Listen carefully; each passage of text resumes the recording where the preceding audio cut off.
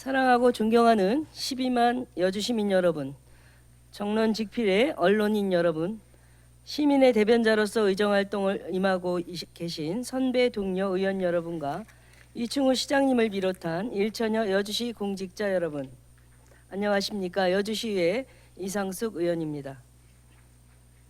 24년도를 시작하는 제야의 종소리가 아직도 귓가에 아른한데 어느새 3월의 봄을 맞이하고 있습니다. 봄이 오니 따뜻한 기운과 꽃이 만연한 풍경이 기대됩니다만 요즘 미세먼지가 극성을 부리고 목감기 환자들도 많다고 합니다. 본 의원은 오늘 기후변화로 일어나는 일들을 지난 자유발언에서도 여러 번 언급했고 탄소중립 기본조례도 제정한 바 있습니다. 따라서 오늘은 탄소중립 이제 더 미룰 수 없습니다라는 주제로 자유발언을 하고자 합니다. 오늘날 전 세계 가장 큰 이슈는 기후변화로 인한 환경 문제입니다. 환경 문제를 해결하고자 우리는 크게 두 가지로 방향으로 노력하고 있습니다. 한 가지는 기후변화에 의한 피해를 줄이고자 하는 노력이고 나머지는 기후변화를 줄이고자 하는 탄소 배출량을 감축하고자 하는 노력으로 나눌 수 있습니다. 기후변화에 대한 재해 감소 부분은 각 나라별로 사정에 맞는 대비를 하고 있습니다. 나머지 부분인 탄소 배출량 감축은 선진국 중심으로 매우 공격적인 노력을 하고 있습니다. 특히 탄소 배출권이라는 개념이 형성되면서 새로운 수출 장벽이 생기게 되었고 수출이 중심인 우리나라의 경제 현실에 감안해 볼 때 탄소 배출량 감소는 매우 중요한 문제가 되었습니다. 기후변화에 대한 정부 간 종합기구 IPCC에서는 2030년까지 탄소 배출량을 2010년 대비 45% 이상 감축해야 하고 2050년까지는 탄소 중립을 실현해야 하는 목표를 설정하였습니다. 이를 대비하기 위해 2021년 9월 기후위기 대응을 위한 탄소 중립 녹색성장 기본법과 동법 시행령을 통해 2030년까지 2018년 대비 40% 이상 감축하기로 하였습니다. 본 의원이 요청한 전문가의 조사에 따르면 여주시 탄소 배출량은 2020년 현재 194만 5,714톤으로 2008년 기준으로 매년 1.1%씩 증가하고 있습니다. 여기서 농축산업 부분이 차지하고 있는 부분은 4.8%로 미미하지만 이는 단순한 계산일 뿐 이를 가공하고 수송하는 것까지 합산한다면 상당히 많은 발생량이라 할 수 있습니다. 비교해 보면 공공부문과 폐기물 처리 시 발생하는 탄소 배출량을 합친 것과 같습니다. 이를 금액으로 환산해 보면 아직 지불하고 있지는 않지만 2024년 현재 탄소 거래 가격 9,130원을 기준으로 최소 12억 4천만 원을 탄소세로 지출해야 합니다. 지금처럼 매년 1.1%씩 증가한다면 탄소세를 지불해야 하는 2030년에는 매년 30억 원 이상을 탄소세로 지불해야 합니다. 본 의원은 탄소 배출량 감축을 위한 여러 가지 방안 중 다른 지자체에 비해 유리한 부분을 말씀드리겠습니다. 우리 시의 28%가 농경지이고 48%가 임야입니다. 각종 규제에 막혀 개발할 수도 없습니다. 나무와 농작물은 강압성을 통해 대기 중에 이산화탄소를 빨아들임으로써 탄소 배출량을 감축시킵니다. 이를 통해 탄소세를 아낄 수 있으며 오히려 탄소 배출권을 통해 수익을 얻을 수 있지만 이와 다르게 도시는 탄소 감소를 위한 노력을 합니다.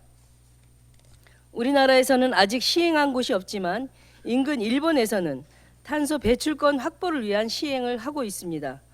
우리 여주시는 2021년 2050 탄소 중립 관련 하천변 숲조성 자원량 조사를 통하여 탄소 상쇄와 탄소 휴양, 탄소 경관이라는 분류를 통하여 조림 수종 및 탄소 저감에 대한 기초 조사를 시행하였고 이를 통해 임야 중 일부분인 수변 공간에서의 수종이 연구되었습니다.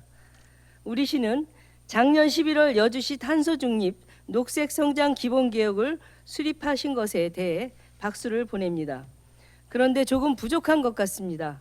국제적 인정을 받지 못한 것이 그것입니다. 탄소 배출권을 확보하기 위해서는 최소 3개년의 국제 표준에 의한 자료가 있어야 합니다.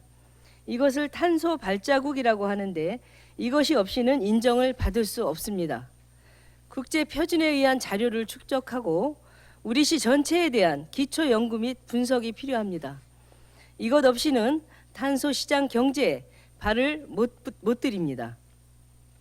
지금 몇 년 전부터 발빠르게 움직이는 광명시는 전국 최초 기후에너지과를 신설하고 기후에너지 센터를 설치하였습니다. 탄소 배출권과 관련된 사기업의 노력은 실로 필사적입니다. 삼성전자의 경우 탄소 중립을 위해 아프리카 케냐까지 가서 배출권을 확보하고자 노력하고 있습니다. 우리 시가 어렵지 않은 방법으로 탄소 배출권을 확보할 수 있다면 엄청난 자산 가치를 가진다는 것을 의미합니다. 우리 시는 경기도에서 농경지와 임야를 통해 탄소 배출량을 감축할 수 있는 면적이 가장 큽니다. 다만 이를 통한 탄소 배출량 감축 수치를 국제적으로 인정받지 못하고 있을 뿐입니다. 전체적인 계획과 이를 뒷받침해주는 자료를 빨리 만들어 가야 합니다. 물론 이를 위한 컨트롤 타워도 필요합니다. 이에 대한 조치를 시장님께 요청합니다.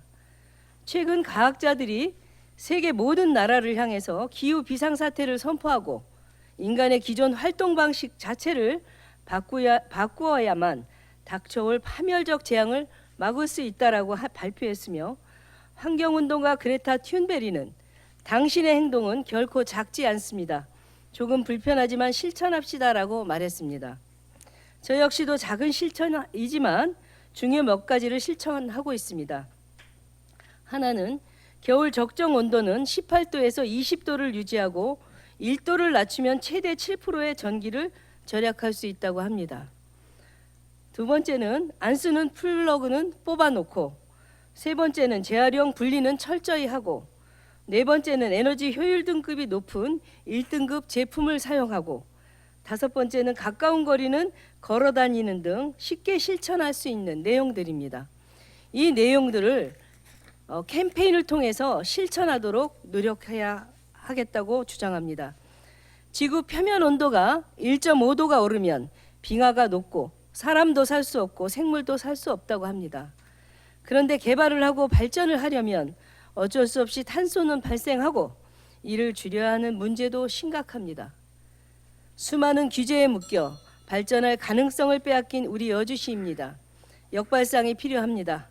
천혜의 자원으로 돈을 벌어들이는 대한민국의 스위스가 되었으면 좋겠습니다.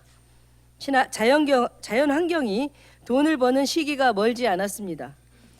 전국 지자체 최초로 탄소 배출권을 확보하여 물 이용 부담금이나 직불금처럼 우리 시민들에게 돈을 나눠주는 행복한 미래를 꿈꿔봅니다. 아직 마지막 꽃샘추위가 기승을 부리고 있습니다. 환절기 건강 유의하시고 힘차고 따뜻한 갑진년 되시길 기원드리겠습니다. 여러분 경청해 주셔서 감사드립니다.